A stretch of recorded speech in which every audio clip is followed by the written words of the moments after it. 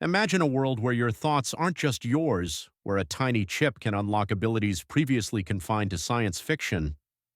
But what if this power comes with a price, a hidden cost buried deep within the very fabric of our minds? In the quiet halls of neuroengineering labs, a revolution is brewing, and it raises a terrifying question. Are we truly ready for what comes next? To understand this unfolding mystery, we need to go back to the very origins of our understanding of the brain. For centuries, this 3-pound organ remained an impenetrable fortress, a black box of cognition. But with the advent of electroencephalography in the early 20th century, scientists began to pick up whispers from within. The brain, they discovered, was an electrical symphony, a cascade of neural impulses that, in theory, could be intercepted, interpreted, and perhaps even influenced. This wasn't merely about measuring brain activity, it was about connecting directly to the source of consciousness itself. The dream was simple yet profound: to bridge the gap between human thought and external technology, to give the paralyzed a voice, to restore sight to the blind, to overcome the limitations of the human body. Early experiments were crude, involving arrays of electrodes painstakingly placed on the scalp, deciphering rudimentary signals.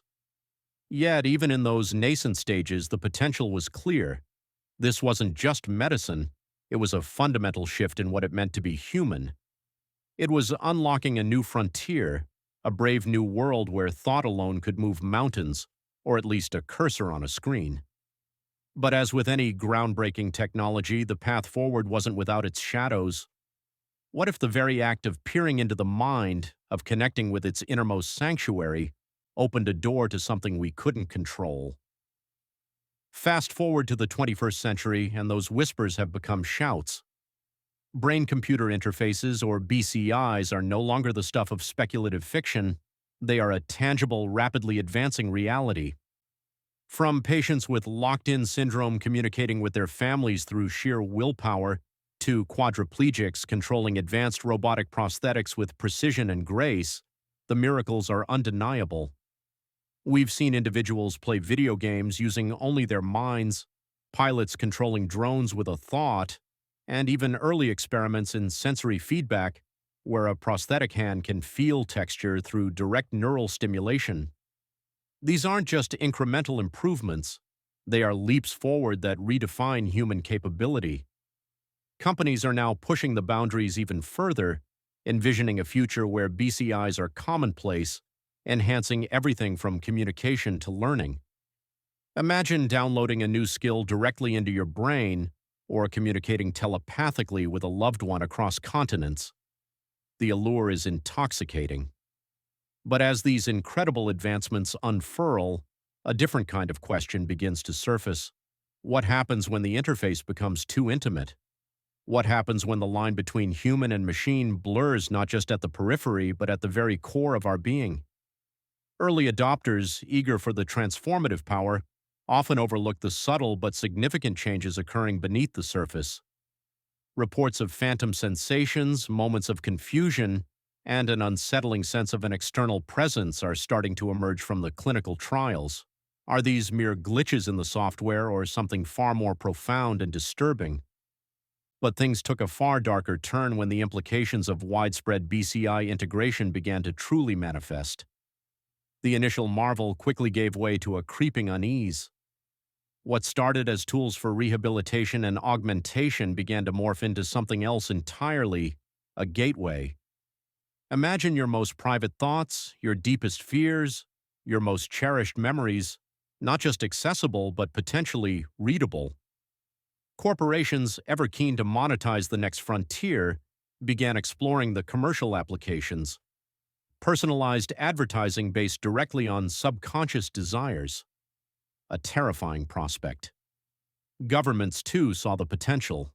Enhanced surveillance, thought policing, the ability to monitor dissent before it even formed. The control aspect became chillingly overt. There were whispers of individuals experiencing intrusive thoughts, desires that weren't their own, implanted directly into their neural pathways. Was it a coincidence or a deliberate manipulation? Identity itself began to fragment. If a machine could augment your memories, could it also alter them?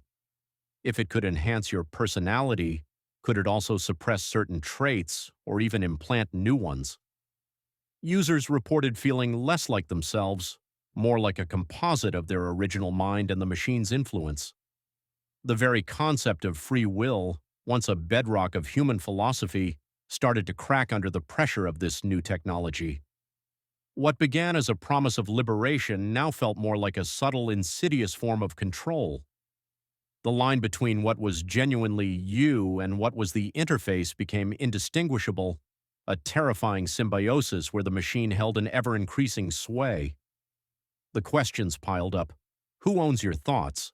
Who controls your consciousness? And what happens when the connection is severed, or worse, hijacked? To this day, the true extent of brain-computer interfaces on the human mind remains an unfolding mystery. We stand at a precipice, gazing into a future where the definition of humanity itself is being rewritten. The technology offers unprecedented power, the ability to transcend our biological limitations, to unlock levels of intelligence and connection previously unimagined. But with that power comes an equally profound vulnerability. Are we building a bridge to a utopian future, or forging the chains of a new kind of servitude? As the neural networks grow more complex, as the algorithms become more sophisticated, the questions only deepen. Will our minds remain our own, or will they become battlegrounds in a silent war for control? The choices we make now in these nascent stages of human-machine integration will echo through generations. We may never fully understand the depths of the ocean of consciousness, but we are now swimming in its uncertain waters, tethered to a technology that promises everything, and in doing so demands a price we may not yet comprehend. If you want more mysteries that explore the uncharted territories of human existence and technological advancement, the next video dives into the strange and unsettling phenomenon of digital ghosts and their enduring presence in our interconnected world.